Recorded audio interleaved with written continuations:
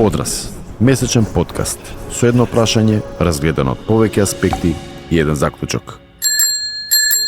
Голем мерак се моментите кога во убав пролетен ден, како овие што ни минуваат, се враќате од работа и спокојно си ездите на велосипедот по убава рамна велосипедска патека. Па ги мирисате попатно липите, па на патеката нема препреки и може да си дозволите малку неконцентрирано опуштено возење. Па е пирка ветре, па мислите малку ви летаат на разни страни. Па и малку пакосно ќе им се насладувате на возачите на автомобилите кои заглавени во метежот на улиците, во долги редици нервозно вријат во возилата, а вие лесно ги одминувате. Вас тоа не ве допира. Сакате само патеката, а со неа и уживањето да трае што е можно подолго. За жал такви патеки кај нас, освен онаа по должината на кеот на Вардар, нема многу. Да се разбереме, патеки полека има се повеќе, но треба уште работа на нив за да го пружат ово уживање во транспортот. Но во странство веќе има баги од она што намисливме да не биде тема во овој подкаст. Ги нарекуваат велосипедски автопати. Спојуваат не само градски населби, туку и цели градови, региони па и држави. Во многу земји од ЕУ полека стануваат паралелна мрежа на онаа класичната транспортна инфраструктура за моторни возила. Луѓе патуваат по нив секојдневно, меѓу блиски градови за работа, школување, туризам. Европската мрежа на вакви велопатишта, Eurovelo, сега изнесува над 45.000 километри. Планот им е кога ќе се комплетира вкупната должина да биде двојно поголема, околу 90.000 километри. По овие патишта може да тргнете од врвот на Шкотска и да минете безбедно на велосипед целата Европска унија. Техничките параметри за велосипедските автопати се дека тие треба да личат нешто налик на нашата патека на кеот, односно да бидат широки од 1,7 па до 4 метри. Не треба да се вкрстуваат со пат за моторни возила и треба да се добро означени со патни знаци за патниците да можат да ги планираат рутите. И на оваа тема разговаравме со двајца наши сограѓани кои имаат најблагоречено раскошно искуство во возење на велосипеди и тоа не само кај нас. Разговараме со Никола Нешковски од еколошката организација Екологик, која меѓу другото организира и велоучилишта по основните училишта и кој патем со велосипед искачува планински врвови во Македонија и низ светот. Вториот авторитет на оваа тема е Дарко Арсовски. Исто така искусен велосипедист со многу километри во нозете, кој е еден од членовите на граѓанската иницијатива на Точак, која, најверојатно знаете, повеќе од една деценија тврдоглаво го турка и унапредува концептот за Скопје како град погоден за масовен велосипедски сообраќај. Иницијативата ги организира и оние познати критични маси, со кои барем во краток временски период велосипедистите преземаат дел од улиците во градот. Двајцата имаат искуство со возење на она што се нарекува велоавтопати. Па нормално, првото прашање кој им го поставивме да ни објаснат како тоа личи и какви се импресиите. Никола, например, возел по такви патишта во Австрија и Швајцарија. Кај што имаат баш тотално одвоена инфраструктура, прилично широка и баш делувана како автопат, нели? Кога ќе споредиме автопат за коливе и улици за коливе, патека за точак и автопат за точак е таа разликата. Ширина, пространство, одвоен си од се, тераш. Види, таму функционира. Ја тоа што сум го возел сум бил прилично изненаден и она стрес-фри. Го немаш она мајндсетот како тука да си цело време на штрек, дека некој ќе дојде ќе те закачи, треба да си понастрана, па настрана изронето е, нели, границата на патот. Овде си стрес-фри, само си ја бркаш дестинацијата. Која и да ти е? Дали било туристички, дали било работно, дали било независно. Ова ја што сум го возел е помеѓу населени места, буквално. Помеѓу населени места и дури некои ги прават и како обиколници на самото населено место. Например, сега, карикирам, треба да дојдеш од Ѓорче до Лисиче, како што е нашиот кеј, малте не. Само тотално одвоено, уште поодвоено од нашиот кеј. И ти си возиш по патека 20-30 километри, си одиш до работното место. Рамно, безбедно, функционира. И луѓе го користат? Го користат и баш затоа е, ова сега малце ке скокнам од тема, мама. Затоа и според мене се на почетокот измислени беше се првите e-бајкови, електрични точаци. Од аспект на тоа дека првите што се измислени, помодерните, тие се фактички урбани велосипеди за комјутинг, за движење, нели, низ град, низ работни обврски да си завршиш и слично, и им ставаат батерија. Бидејќи повозрастниве луѓе сакаат да си рекреираат, меѓутоа не сакаат да напнат срце. Нели, во 50-60 години сакаш малце да се штедиш, што е нормално. Затоа се првично измислени тие велосипеди. Се качуваш 2-30 км на човек од 60 години. Не му е проблем, нема ни да се испоти. бидејќи нели има поддршка и е идеална комбинација. Така да овие што се велоавтопати или еве ќе ги кажеме, не знам, посебни патеки за возење кај што не се во градско подрачје, туку околу него или поврзуваат две градски подрачја, се идеален момент и за Македонија, ако мене ме прашуваш. Нашето се прават на локации нели каде што има некакви знаменитости, кажа може да е меѓу градови, а може да е и покрај река, може да поврзува некој локалитет, наоѓалиште, природен резерват. Значи било каде што можат луѓето да отпатуваат и рекреативно, нели и се разбира како решение за сообраќај. Ама на пример покрај цел Дунав има од горе до доле тоа километри и километри, значи има цели тури што ги прават луѓето кои што фаќаат воз од еден град, дури имам другари македонци кои што не знам, фатија со авион до Виена некои 45 км нагоре, со кампови покрај тоа да си спијат, ресторанчиња, мотелчиња, изнајмуваат точаци доле некаде да речеме во Виена, или напротив изнајмуваат горе да речеме во некој друго градче, го ставаат во Виена. Значи низ цела Европа има такви велосипедски автопати, уствари се буквално било кое сообраќајно поврзување кое што е само за велосипеди. Нормално кога се зборува за било каква нова инфраструктура се поставува прашањето за тоа колку е сложено таа да се изгради и колку би чинела. Досегашните анализи во Европската унија покажуваат дека изградбата на вакви велорути чини некаде од 300.000 евра по километар за поедноставни технички решенија, па се до 800.000 евра по километар за покомплексни инженерски зафати. За споредба, километар од новиот автопат кој ќе го гради конзорциумот Бехтел и Енка во Пелагониското поле, меѓу Прилеп и Битола, се проценува дека ќе чини околу 6,5 милиони евра по километар. Но соговорниците велат дека таа инфраструктура за велосипедите всушност па и воопшто не мора да биде нова. Генерално негде е правено нова инфраструктура, негде е користена стара. Значи дали е стар пат, па нели се направил нов овој седевети прост пример Скопје Велес. Мене тој стариот пат поготово после Катланово делот, ја би го пренаменил целосно, ако мене ме прашуваш. Не се користи тоа. Тоа целото со дупки, таму николи не одат, нели на почетокот избегнуваат некоја патарина таму кај Катланово првите делови, ама после возат по изронет асфалт. И фактички од новиот автопат што е правен, само остатоците се туркани долу. Буквално е така од мостот. И сега ние го возиме некојаш зарад не одиме нели по автопат, ако сакаш до Велес, што се вика на романтик едно кафе да пиеш, да, ама тоа е буквално идеално за да биде велоавтопат. Ама идеално. Една сега, такви има мал милион стари патишта во Македонија што помалку се користат. Во суштина ги прават секаде кај што има слободен простор, дали е тоа покрај пруги или можеби наместо пруги, кои што некогаш се користеле, кои што веќе не се потребни, например, фабрики некои кои што имале специјално за до кај нив, фабриките затвориле, рудници затвориле, пругите така стојат, тргаат таа инфраструктура, ставаат само асфалт, Се користи тој израмнето е. и онака само од себе природно се израмнето веќе низ годините, става само асфалт, можеби на некои си 50 километри или можеби 10-20 километри некакви клупи, чешмички, нормално дрво да се направи меѓу на некој регион за кој треба да се направи пауза, веќе сепак отворено е тоа. А инаку бидејќи кажав поврзуваат знаменитости, на секој 2-3 километри онака има дали е мотел, дали е некоја локација од интерес кај што човекот природно си доаѓа. Значи, е поевтино, се прават на места кај што полесно се направи експроприација на просторот, веќе за автопат знаеме колку треба, која ширина треба. За ваков пат 10 метри е повеќе од доволно да се направи зборам ширина, а од должина колку сакаат. Кои делови во Македонија изгледаат како најсоодветни за спојување со вакви велоавтопати?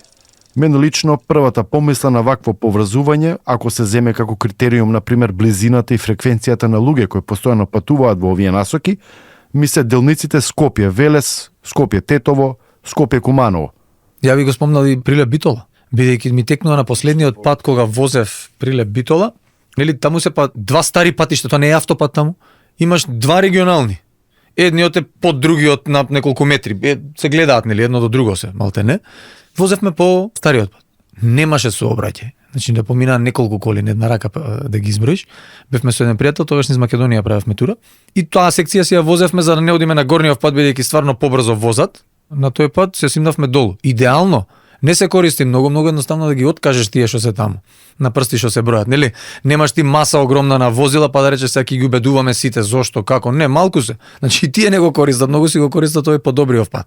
Стесни го, постави го двосмерно заточаци и нека оди. Колку време од прилика фаќа Битола Прилеп да го извозиш? Не знам, не е тоа долга дистанца. Не е тоа долга дистанца што например луѓе за работа би може да се го возат секој ден например. Дефинитивно тоа е на проценка се да размислуваме малце во иднина, пошто кај нас не е се уште дојдено до толкова со електричниве велосипеди.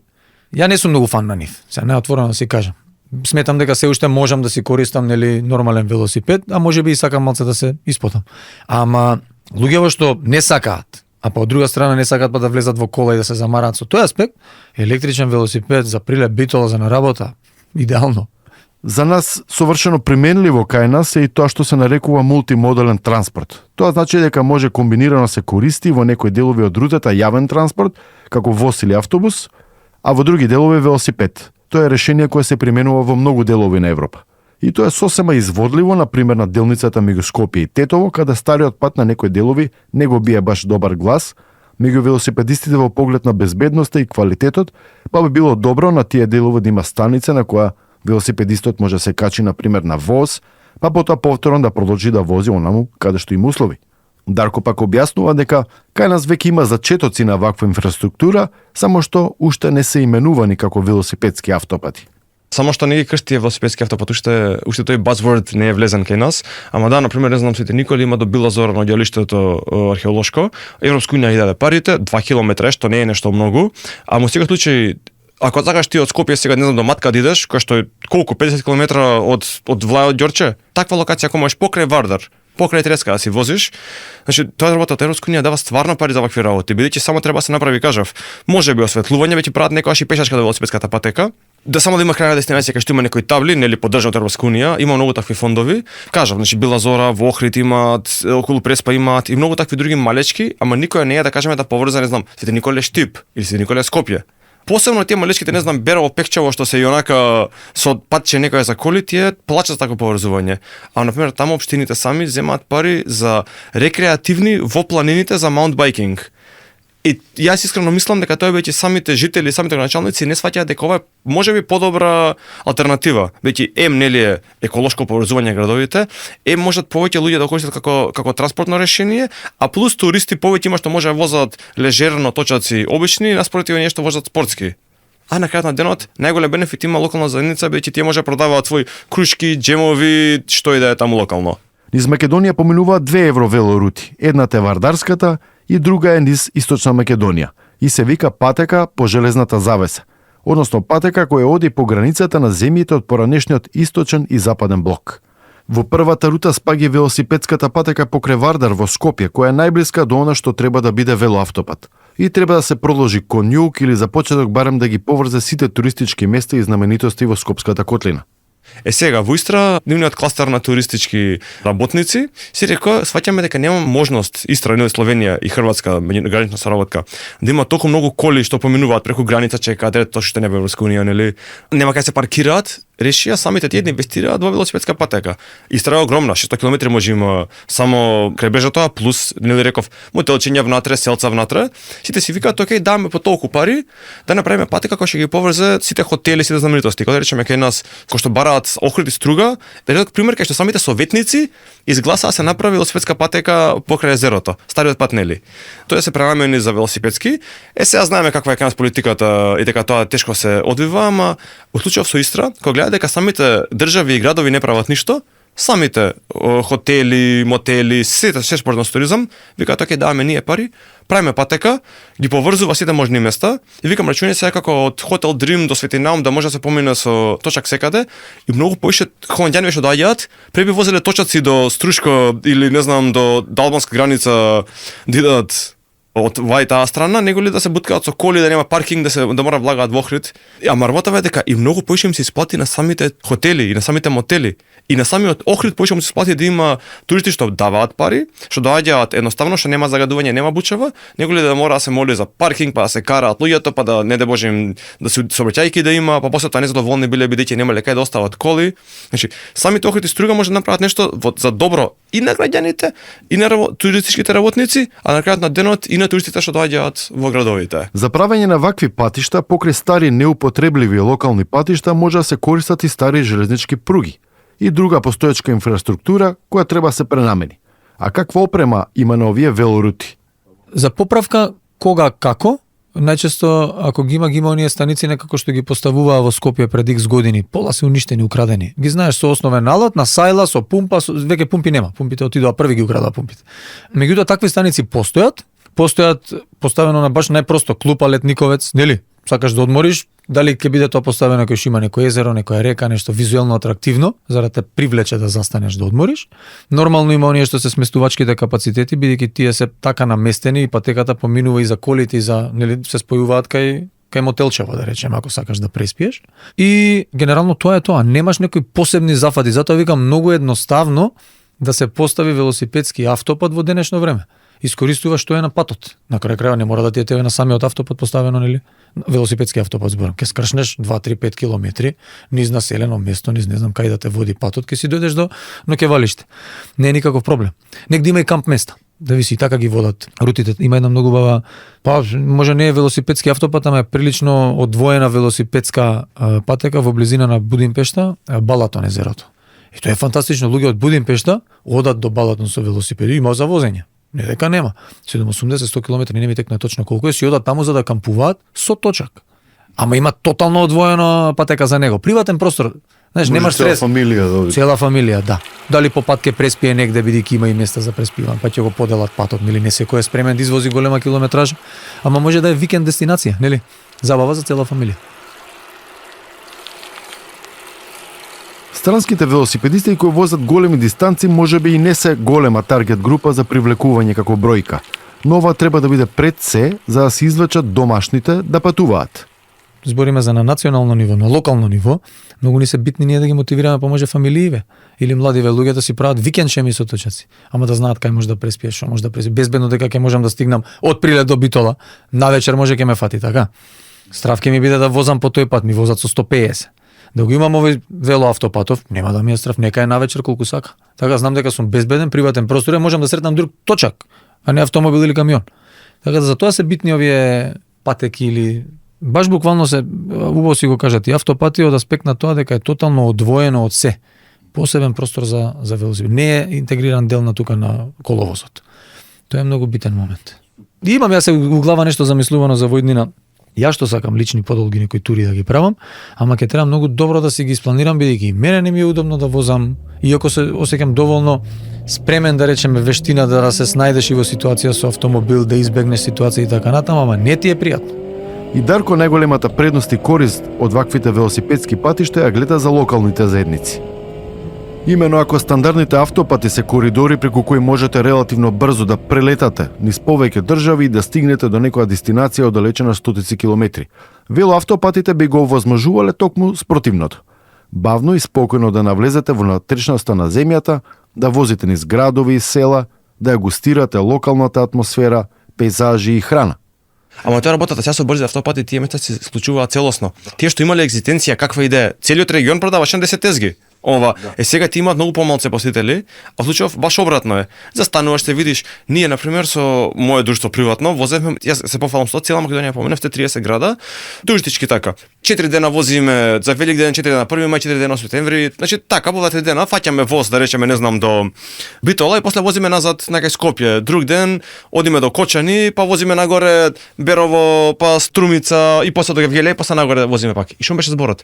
Идеш во Бањи спиевме, Кежовица, домови, цркви, манастири, Јоаким Осоговски спиевме, Кратово за Великден, локална куќичка една, кај што вика немаме туристи, не снимаа на Сител, на Авилатас, туристи доаѓаат во Кратово за Великден, кца на сол праваат. И се смеем, викам, добро луѓе, ова ли е како се кога хайлайтот на вашата туристичка сезона Великден, да дојдат 7 души со точаци, македонци при тоа да потрошат 3 пастемали што ќе изедат и ќе се отидат од тука. Ама живее местото од такви работи. Од таквите малечки поврзувања има многу поголем бенефит него ли што викаш транзитни зони кои што ќе поврзат Скопје со Солун, со Белград, со Софија, се што измеѓу, а бензинска само може да ќери. Сега на хартија кај нас има многу работи. Донесени се повеќе стратегии и документи. Имаме таква за развој на туризмот која измина во 2021 година. А има и таква која се вика Национална транспортна стратегија за периодот од 2018 па се до 2030 година. Има и национални студии за влијанието на климатските промени врз туризмот. Во оваа студија за климатските промени се посочува дека поради промените во климата, просечните температури ќе растат, а врнежите ќе се намалуваат и ќе се менува нивниот распоред. Така се проценува дека оно што сега го знаеме како туризам и неговите сезони, набрзо може да стане неприменливо. Например, поради намалувањето на снежната покривка се проценува дека некои од скијачките центри како Маврово и Крушево се во ризик да останат без снег во зима, бидејќи ќе се подигне снежната граница и со тоа тие ќе загубат сериозен дел од причината зашто многу луѓе одат таму во зима. Исто се проценува дека некои од летните дестинации, како езерата и археолошките локалитети, ќе бидат непријатни за посета во летните месеци поради премногу високите температури. Затоа се бара тие да развиваат нови модели и понуда за гостите и во другите делови од годината, во кои ќе бидат вклучени велосипедизам и планинарење. А такви содржини беа предложени и во сега истечената стратегија за развој на туризмот. Се предлагаше меѓу другото изградба на долги велосипедски рути, односно нешто слично на она што го зборуваме во овој подкаст. Но за жал не е многу направено на тој план. Стратегијата за транспортот пак, за разлика од другиве документи, како најнова, скоро па и воопшто не го препознава велосипедизмот како начин за транспорт.